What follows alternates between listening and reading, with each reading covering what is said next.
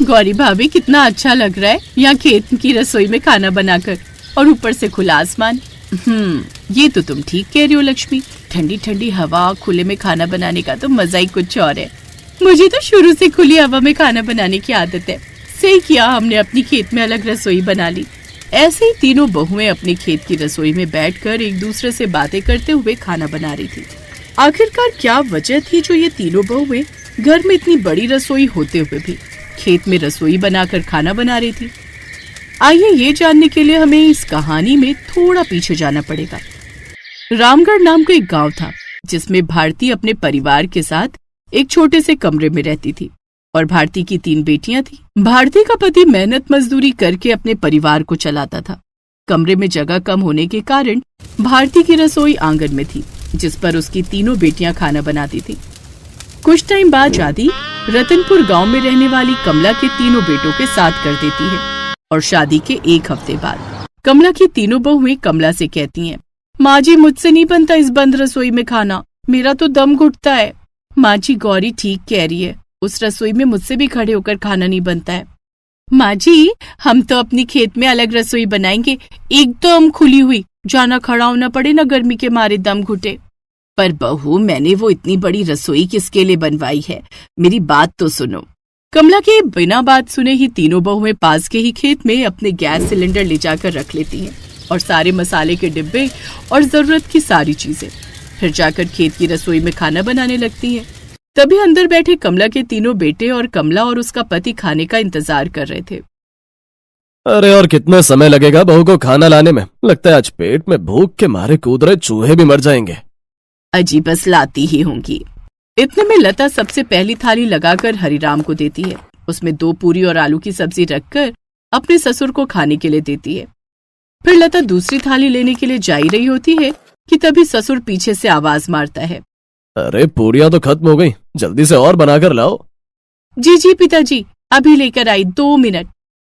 तभी लता भागती हुई जाती है और फिर से 2 पूरी प्लेट में रखकर लेकर आती है और फूली हुई 2 पूरी अपने ससुर की प्लेट में रख देती है। ऐसे लता के अंदर बाहर के 10 चक्कर लग जाते हैं जिस कारण लता की बुरी तरह से ऊपर नीचे सांसें चलने लगती हैं। ऐसे ही धीरे धीरे 10 दिन गुजर जाते हैं। फिर एक दिन तीनों बहुएं खेत में बैठकर नाश्ता बना रही थी और सब अंदर नाश्ते के लिए बैठे होते हैं। इतने में कमला की बहू लक्ष्मी हाथ में चाय की ट्रे लेकर आती है तो गौरी पकौड़ों की प्लेट लेकर आती है और सबकी प्लेट में पकौड़े परोसती है। ये क्या? ये चाय है जो एकदम ठंडी है, और ये पकौड़े भी सारे ठंडे पड़े। तभी गौरी और लक्ष्मी कहती हैं, जी हमने तो एकदम गरम गरम ही बनाए थे, लेकिन यहाँ तक पकौड़े लाते लाते ही ठंडे हो गए, तो इसमें हमारी क्या गलती है?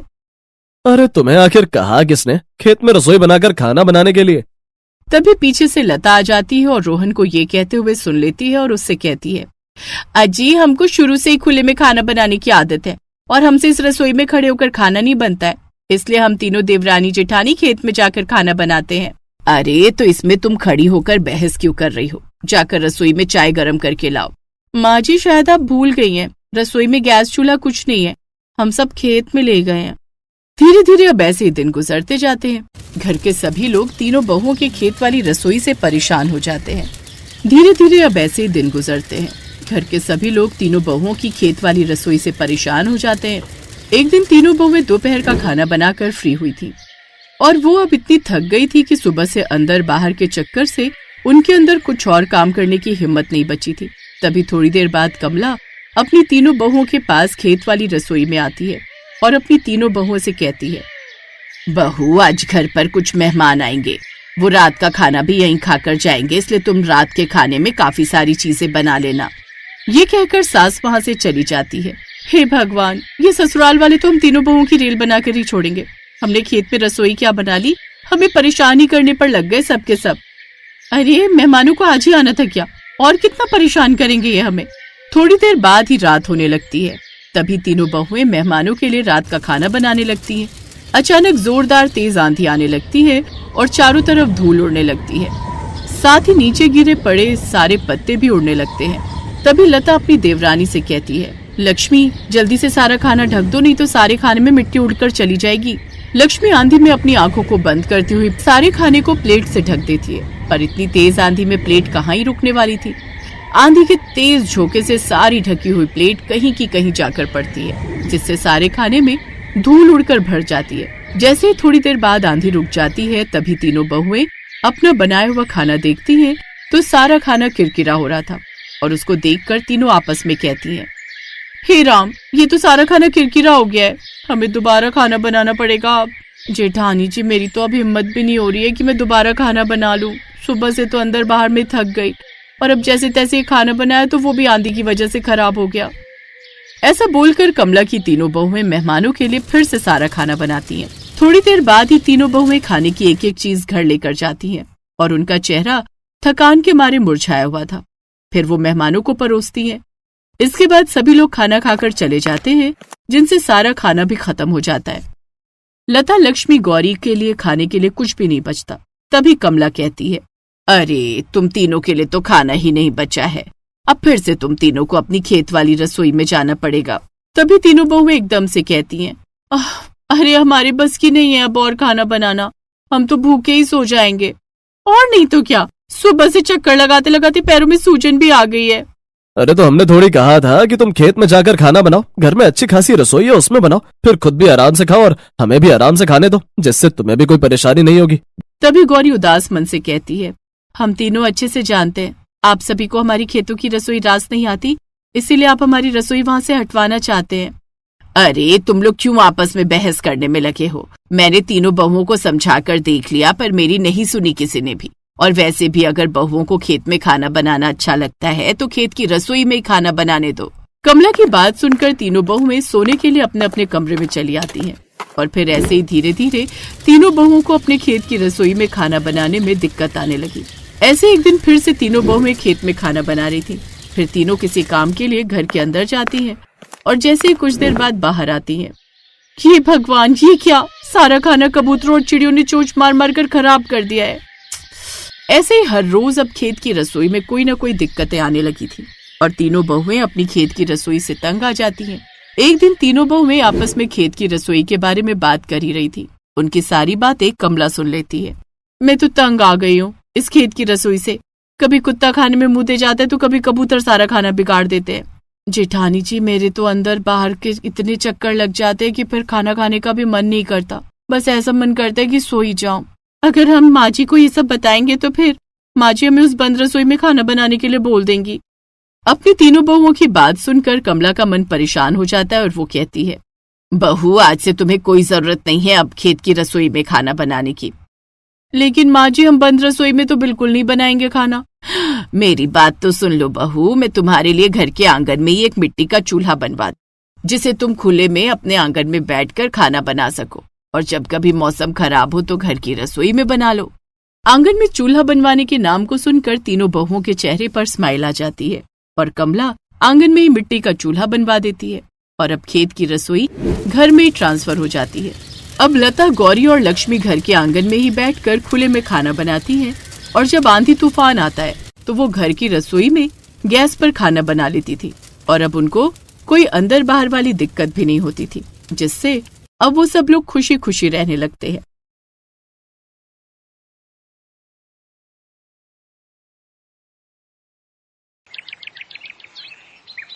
अदिति, अरे ओ अदिति, आजा बेटा, मैंने आटा गूंथ दिया है, तू जल्दी से रोटियां सेक ले, तेरे पापा आते ही होंगे ऑफिस से। क्या माँ, मैं आटा गूंथ देती ना, हर रोज रोटियां ही क्यों बनवाती हो मुझसे? ताकि ससुराल जाकर तू नाक ना कटाए हमारी। आटा तो तू बढ़िया गूंथ लेती है, लेकिन रोटियां अब तक गोल नहीं बनती तुझसे। अब रोज बनाएगी तभी तो तेरा हाथ बैठेगा ना बेटा। उफ, बाप रे बाप, रसोई तो उबल रही है माँ, ऊपर से गैस के पास खड़े होकर कितनी सारी रोटियां बनानी है। कितनी सारी? 4 तेरे पापा की, 3 मेरी और 2 तेरी, बस 9 रोटियां ही तो सेकनी है। तो 9 रोटियां क्या कम होती है? अब ना बाबा ना, अभी 2 दिन पहले ही तो मैंने अपना फेशियल करवाया है, अब इतनी गर्मी में गैस के पास खड़ी रहूंगी तो पिंपल आ जाएंगे चेहरे पर। हे मेरे भगवान, ये आजकल की लड़कियों के कितने नाटक हैं, जरा हमसे पूछो। तुम्हारी उम्र में चूल्हे पर एक टाइम की 40-50 रोटियां बनाई है मैंने, जब ससुराल में पूरा परिवार साथ रहता था। हाँ तो आपका ससुराल भी तो कितनी बढ़िया जगह था, मस्त पहाड़ों के बीच, जहाँ कभी गर्मी पड़ती नहीं ऊपर से स्नोफॉल के मजे अलग से। आहा, कितना मजा आता होगा ना। तुझे ऐसा लगता है तो ठीक है, कल ही तेरी मासी से बात करती हूँ कि वहीं पहाड़ों पर ही ढूंढ ले तेरी ससुराल। अब सच माँ, ये तो एकदम धांसू आइडिया है, लेकिन ये मेरे दिमाग में पहले क्यों नहीं आया। ठीक है, तो फिर तेरा, आप आज के आज मासी से बात करो और उनसे बोलो कि ससुराल कैसा भी चलेगा, लेकिन मेन शर्त यह है कि लड़का वहीं का रहने वाला हो और उसका घर एकदम पीक पर, मतलब कि ऊंचाई पर होना चाहिए, जहाँ जमकर स्नोफॉल होती हो। वाह, कितना बढ़िया हो जाएगा फिर तो। स्नोफॉल देखने के लिए न छुट्टी लेने की जरूरत और न इस गर्मी से जूझने की टेंशन। चलो माँ, अब आप रोटियां बनाओ, मैं तब तक ये डिसाइड करती हूँ कि शादी के बाद अपनी रिसेप्शन पर मैं क्या पहनूंगी। ये कहकर अदिति हंसते हुए अपने कमरे में चली गई। क्या होगा इस लड़की का, एकदम बावली है। चलो अब रोटियां तो मुझे ही बनानी पड़ेगी। मैडम तो गई अपने पहाड़ी ससुराल के सपने बुनने। अरे कौन जा रहा है ससुराल, तुम या मैं? कम से कम ये तो बता दो। अजी मेरा कोई मन नहीं है, ना अपने ससुराल जाने का और ना ही आपको कहीं भेजने का। वो तो आपकी लाडली है जिसे अब नया फितूर चढ़ा है, कहती है शादी करेगी तो किसी पहाड़ी लड़के से। अब बताओ, ऊंचे पहाड़ पर ससुराल चाहिए इसे। अब आप ही समझाइए इसे कि कितनी दिक्कतें होती है पहाड़ पर, जिनसे हार कर हम यहाँ आ बसे। हमारा वक्त अलग था विभा, लेकिन अब पहाड़ों पर भी काफी तरक्की हो गई है। पहले से बहुत बदल गया है पहाड़ी जीवन। अरे कितना भी बदल गया हो, लेकिन यहाँ जितनी सुविधाएं तो नहीं है ना वहाँ पर अभी भी। और ये आपके विचार अचानक से कैसे बदल गए? आपके कहने पर ही तो हम अपनी जॉइंट फैमिली छोड़कर यहाँ दिल्ली आए थे। दिल्ली आना हमारी जरूरत भी थी और मजबूरी भी। मुझे यहाँ अच्छी सैलरी ऑफर हो गई थी और तुम वहां परेशान भी थी। और सच कहूं तो ऐसा संयोग भी बन रहा है कि शायद अदिति का ससुराल पहाड़ों पर ही हो जाए। हैं? अब साफ साफ कही ना, क्या बात है? आज लंच के वक्त तिवारी जी से काफी देर बातें हो गई। बातों बातों में अदिति के लिए एक रिश्ता बताने लगे। उनकी रिश्तेदारी में ही है। लड़का सरकारी क्लर्क है, कश्मीर में, एकदम पहाड़ों के बीचों बीच घर लिया है। परिवार भी ज्यादा बड़ा नहीं है, माँ बाप और बस एक बेटा और बेटी। बेटे गिरीश से अपनी अदिति की शादी हो जाएगी और बेटी सुनीता की तो पहले ही शादी हो चुकी है। परिवार तो बढ़िया है, लेकिन कश्मीर, इतनी दूर अदिति को कैसे भेजेंगे जी? तुम चिंता मत करो विभा, ये भगवान का बनाया संयोग ही है कि अदिति को भी पहाड़ों में ससुराल पाने की इच्छा तब हुई जब उसके लिए ये रिश्ता आया। अब ज्यादा मत सोचो और जाकर उससे बात करो। विभा ने जाकर अदिति से बात की और कश्मीर का नाम सुनते ही अदिति ने हाँ कहने में 1 मिनट भी नहीं लगाया।